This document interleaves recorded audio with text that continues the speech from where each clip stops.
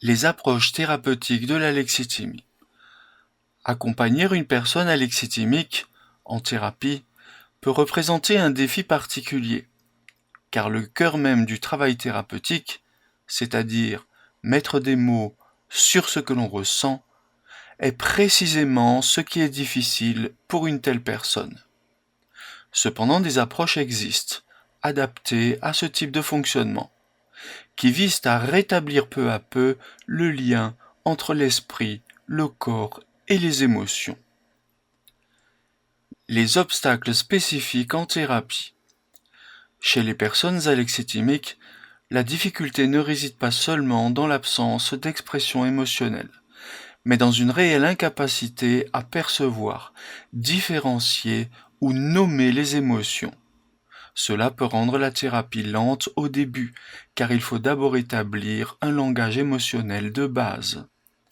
Ces patients peuvent aussi avoir tendance à s'en tenir à des récits très factuels, ou à attendre des conseils pratiques plutôt qu'une exploration intérieure. Parfois, ils expriment de l'ennui, de l'agacement, ou se sentent vides lorsqu'on aborde leur monde affectif. Ces réactions sont souvent des manifestations indirectes du malaise émotionnel. Les pistes thérapeutiques possibles. Il n'existe pas une seule méthode universelle, mais plusieurs voies peuvent être envisagées. La thérapie d'inspiration psychanalytique adaptée. L'objectif n'est pas de forcer l'émotion, mais de favoriser l'apparition progressive de symbolisation.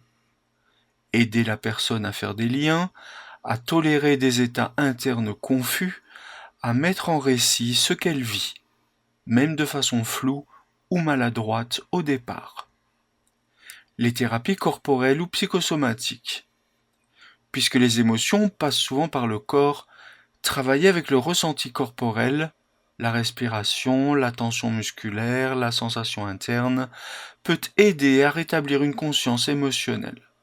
L'idée est de redonner un espace d'écoute au corps, non plus comme simple symptôme, mais comme un messager intérieur. Les thérapies de groupe. Être confronté à la parole d'autrui permet parfois de mieux percevoir ce que l'on ressent soi-même. Le groupe devient un miroir, un espace d'apprentissage émotionnel, où les réactions et les échanges aident à nommer des états internes jusque-là confus ou tus. Les techniques de visualisation ou d'écriture guidée.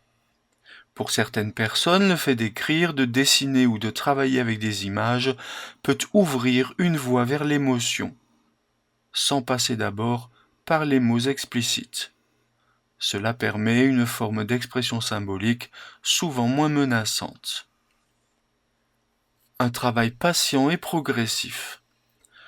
Le travail thérapeutique avec une personne alexithymique demande du temps, de la régularité et une grande tolérance à la lenteur. Il ne s'agit pas de faire disparaître le symptôme immédiatement, mais de réapprendre à sentir, à nommer, à donner du sens à ce qui est vécu. Petit à petit, un changement peut s'opérer. La personne commence à se rendre compte qu'elle ressent quelque chose, même si elle ne sait pas encore quoi. Elle apprend à s'écouter autrement, à se relier à son expérience intérieure. Et parfois, cela suffit déjà à transformer profondément sa relation à elle-même et aux autres.